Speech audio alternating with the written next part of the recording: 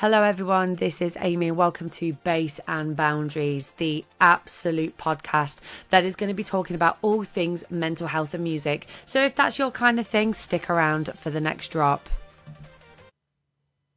Good evening everybody, I hope you are all doing well. My name's Amy and welcome to Base and Boundaries.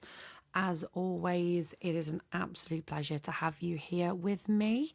So today's episode's actually been a little request of somebody that I used to work with, and I'm not going to mention their name because when I left that workplace, it wasn't necessarily left in the best possible way. However, I did keep in contact with a couple of people from there, and to be fair, I've kept in contact with a few people from my old workplaces. But the subject is about being liked and having that ability to realise and recognise that not everybody is going to like you, and that is okay. And this can affect our mental health quite significantly, actually, which is why I wanted to have a little bit of a chat about it today. So without further ado, let's crack on with it. I don't know if any of you lot have ever felt like this, but I know that in my personal experiences I have. So you start a new job and things are going pretty well, but you become somewhat of a people pleaser. What do I mean by that? Well, you go above and beyond. You want to make sure that you make the best first impression. And to be honest with you, listen, there is nothing wrong with that. There is nothing wrong with trying to make a good impression because you want to fit in. You want to feel good in your environment, and you certainly want to feel good where you are fitting in, and that is in your workplace. However, there are occasions where that is not necessarily needed. And also, it does get you to a point where you do start to feel like, I don't think I'm liked. And it's usually by management. If you feel me, let me know in the comments. When you feel like your manager hates your guts, or maybe a couple of colleagues. Management typically was one that I've always struggled with. Yeah, I was part of the management teams myself. I don't agree with... I see, this is the thing. And this is where I've always really struggled in hospitality, because there seems to be a massive hierarchy. So you have the manager, the GM, who has to answer to the area managers typically. And then you have like your supervisors, which is where I was, assistant managers. And then you have like the waitresses or the baristas or whatever. And they're sort of like, underneath. And you kind of get that hierarchy very quickly when you go into any workplace. And to be fair, by the most part, it does work until it doesn't. So you might be a supervisor that is taking on more than you should in your job. I know that I did in a couple of my jobs in hospitality. I would take on a lot of the management duties, even though it wasn't in my remit to do that. But then you soon and quickly realize the more that you people please to your manager, the more they think that they can get away with it. So if, I don't know, for say, can you do this overtime for me? And then I'll return the favour, but they never return the favour. And then the gossiping starts, or, you just genuinely feel like you don't fit in that environment. And I felt like that a lot, actually, because I felt like, because I'm quite an outgoing, honest person, I also don't run things like a manager. I'm fair. And I would always say that in any management job that I've had, I've always been very fair. I don't boss people about. I treat people that are... I don't like saying under me because that just sounds really patronising, but people that are like a server, for instance, it's below me as in a supervisor. And here's the thing, I would never treat them any differently because I want to treat them how I want to be treated. And that's with care, respect. And I was turned down jobs for not being an arsehole. And yet we are in a position in this world where these kinds of environments, you have to be an arsehole. If you feel me, let me know in the comments, because it's true. You have to be an arsehole. And what does that do to one's mental health? Well, if you are working in hospitality and you've got somebody on your back making you feel like utter crap, are you going to want to work there? No. Are you going to want to do that overtime? No. So I feel like managers ended up hating me because I did things differently. And I didn't like them because they did things differently to me.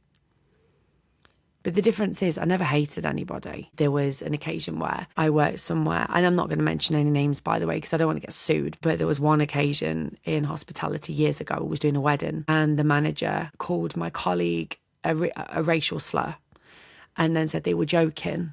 And then my colleague went to HR and nothing happened, because I always find that as well with HR.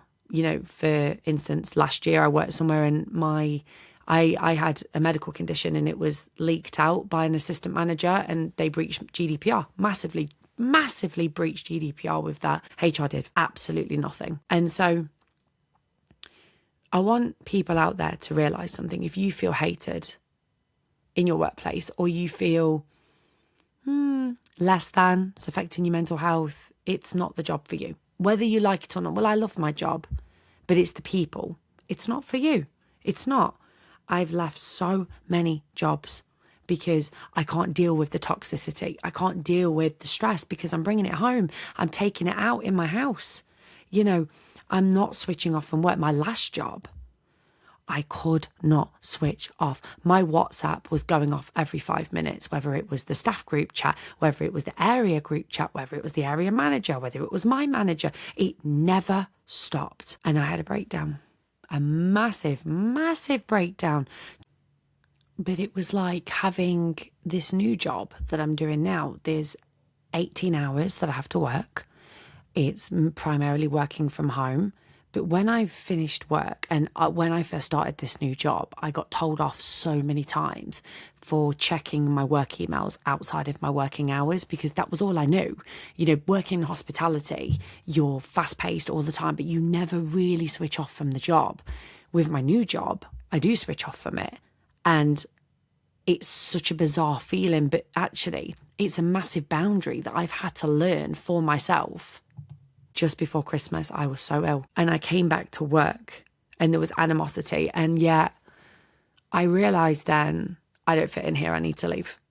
And yet I loved the job. I loved the customers. Oh, wow. I loved the people. I never hated any of them, even though some really horrible stuff happened. But like, I never hated any of them and I still don't. I went in today. I said hello. But it just wasn't for me. And yet I still love everyone there, even if a couple of them really don't like me. That's okay. You have to be okay with being disliked, but not everybody hates you. And there are times where your mental health is going to trick you and tell you that every single person on this planet hates you. You're going to cry about it. You're going to feel terrible. But ultimately, it's not true. Yes, some people don't like you. Who cares? Because I sleep easy at night knowing that if I stop caring what people think of me and start living what I want to do, you know, people have ridiculed me about this podcast. I'm still doing it because I love it. And that's because who cares? They're not living your path. They're not in your path. They're not in your light. You have your own light and you absolutely have your own light to shine to this world. So screw everybody else, okay? You do not need to answer to absolutely anyone. It's the courage to be disliked. And there's a book that I'm reading called The Courage to be Disliked, and it is brilliant. And honestly, it's kind of like set in a character format. So it's like a psychologist and he's like interviewing someone. It's like a back and forth interview for a whole book, and it's very, very, very good. I highly advise you read it, because a lot of these people in our lives, you know, I'm back in contact with a dear old friend after years of not speaking. I thought she hated me. She didn't. She thought I hated her. And isn't it funny how those moments where you come back together and you think we've just fell out for no reason at all. And it's beautiful when those things kind of fall back into place. But just remember this, listen, have the courage to be hated by people, because when you're living authentically, your light shines brighter than them. They're not living authentically, because hurt people hurt people. You don't go around hating people if you're comfortable in your own self. You don't. It's as simple as that. So being self-assured, being so self-aware is going to get you hated by people. But at the end of the day, at least you can say you're sitting and shining in your truth. Have the courage to be hated by people, okay? Because at the end of the day, it's fine. And also, not everybody hates you. Just an FYI. So I'm slowly but surely losing my voice. It's been a couple of hours since I've had some water, so I'm like, oh, I'm a bit dehydrated. But before I go, I'm going to talk to you about 3 songs, 3 tunes I've been listening to this week. So, number 1, Glow by Delta Heavy and Nula. Absolutely incredible tune. I've also been listening to Ultraviolet by Wilkinson. Wilkinson for me is a bit hit and miss, but I really like that one. It is a good one. And last but certainly not least is one that I randomly found on a TikTok video. It's called Renaissance Midwest Emo Version. And it's by, is it Jacal? Jacal. Incredible. Absolutely incredible. There's no lyrics. It just takes me back to when I was 15. And I think that sometimes you just need that. Anyways, this was just a quick one this evening. Just have the courage to be disliked. It's okay. If you feel like everyone hates you, it's not true. Someone is going to love you, even if it's one person. Someone sees the light in you, and that's all that matters. Just keep shining your light. And I will see you in the next one. Take care.